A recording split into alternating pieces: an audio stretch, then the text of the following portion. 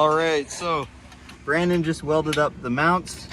They are minty, and actually he did a very good job with using a generator and a 110 welder. So just crank that shit up to max. Good job on him, honestly. So we got engine mounts made. These are stock GM mounts. They're cut off, so it's just the plate. And then these are upgraded WRX engine mounts, and then there's just a bar. Talk about fucking recycling. Yeah, so we're using, and now the engine's sitting there, and basically now we just have to make a transmission mount.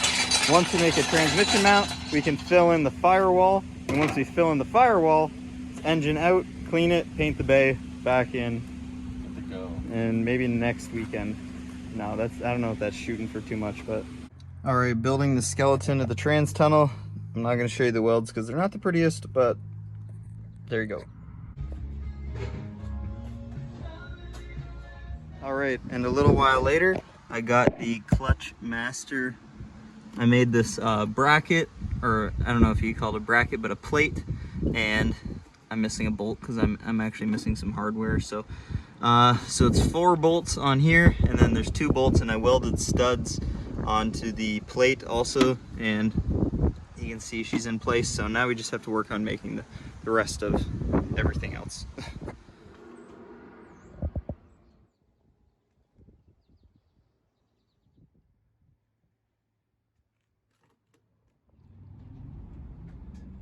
All right, we're still working on the trans tunnel. Last basically week at this time, I had cut the trans tunnel out, and on Sunday I started making the trans tunnel. So it is Friday today, and basically this has been the longest process of this entire build. We made the motor mounts, we got the tranny mount. I made this bracket over here for the clutch pedal to sit, or sorry, not the clutch pedal, but the clutch master. Not a bracket, it's a plate. I keep calling it a bracket. I've been working on a shifter bracket. You can see we got the engine regasketed, repainted, cleaned up, and I actually have blue valve covers for these, but these ones have gaskets and the blue ones don't. And I thought I ordered gaskets, and I did not. So I gotta order new gaskets, and then I'll throw the blue ones on. All right, so still working on this trans tunnel. I got this front section done, and I'm doing some other stuff on it, but now I need to figure out the clutch relocation. So essentially how the stock one works is a little bar goes across, and it pushes on the clutch master. Basically, what we need to do is extend that bar. So I have right here a bar. Now, this is perfectly fine to put the other piece for the clutch master on, but now if we were to press down the clutch, there's going to be flex, there's going to be like wobble in it. It won't be a crazy amount because it's just hydraulic and whatever it is, but basically we don't want any of that flex, because that flex is going to affect how the clutch gets pressed in, and just a bunch of other factors that could cause multiple problems. So what we have here is we need to set up sorry for this mess, this is what happens building a car in a very tight area. So what we have, stab myself in the eye there. What we have here is the idea that we need to set up we need to set something up so when the clutch pedal is on one side, where the master goes, it needs to be braced on this side so that there's no flex in the rod. This is a solid piece of steel, so there should even be less flex. But to eliminate any of that flex, we need to set up something that can allow us to pivot. Now what I've done is I took the original idler pulley off of the engine right there, which we no longer need because we're not going to be running air conditioning. I popped the bearing out of it, and now what we're going to do is weld this bearing onto a bracket that we can now weld on to this pipe, or eventually just slip it on. I just have to file some of it down, but if we can slip it on so it's a nice tight fit, basically that's just going to allow it for the arm right here to have a point for it can pivot and have no restriction and keep the flex basically non-existent.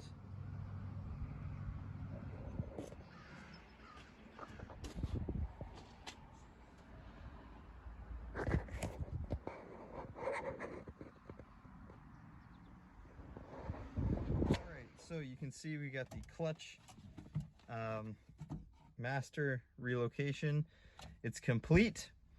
It may need some adjustment, clutch side or whatever is going on here, depending on, because obviously we're using a whole different transmission setup and all of that stuff. And well, if I go to push it, obviously it just goes to the floor right now because we don't have anything to push it backwards. But you can see, push the clutch down, this rotates. You look over here, rotates, and it pushes the master cylinder inward. So there we go.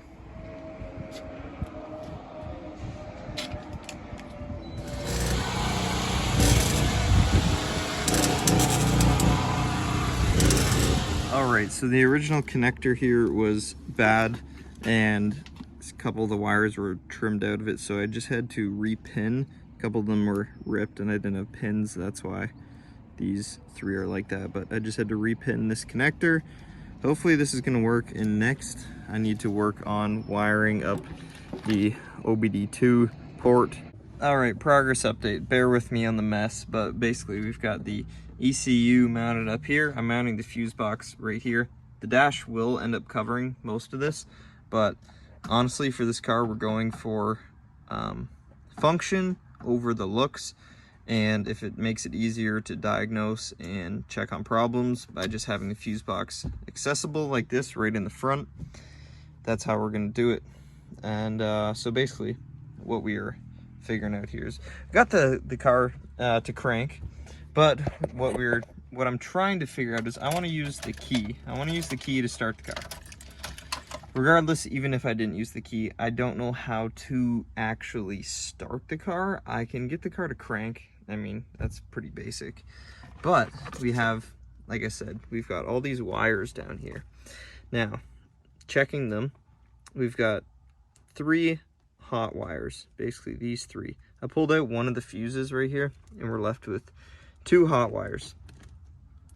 Check a bunch of these fuses, and there's no power going to them.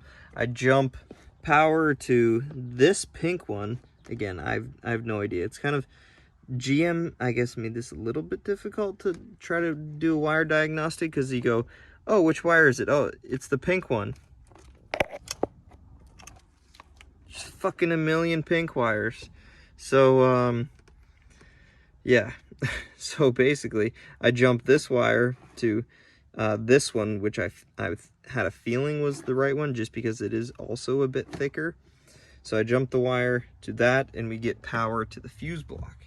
Okay, so many hours later of looking through wiring diagrams, rewiring a bunch of different stuff, I've got it simplified that I'm pretty sure this is what you need to get it to run. If you're seeing this clip right now, that means I was able to get it running, and we can do the first start. So let's explain it.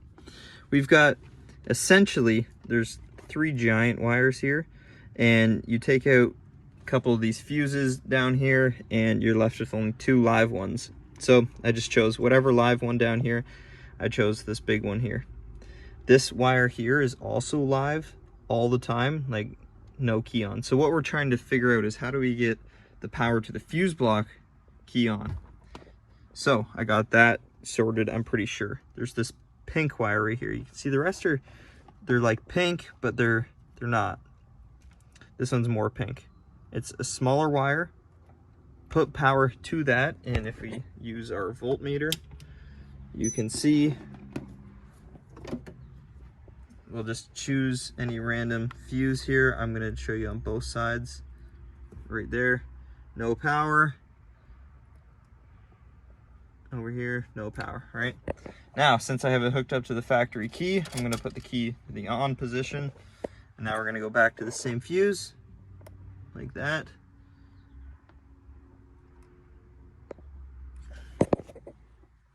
This ground wasn't on for this. Hold up. Put that ground back on. Touch that, and there we go. There's that voltage. Turn the key off. Go back. Check this one again. No voltage. No voltage.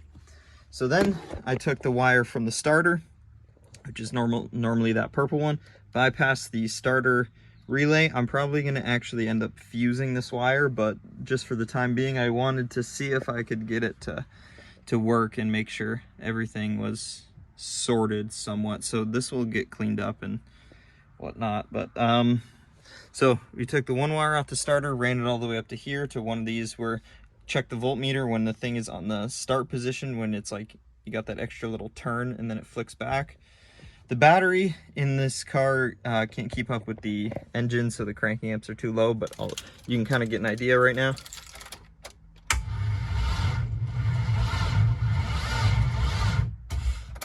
So the cranking amps are way too low for this battery or for this engine, so, but there you go. Just got the truck hooked up to the battery. There you can kind of see the flake in the paint.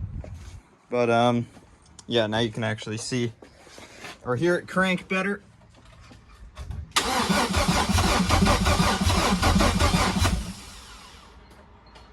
So there you go. She's ready. She's getting ready to want to fire. That's for sure.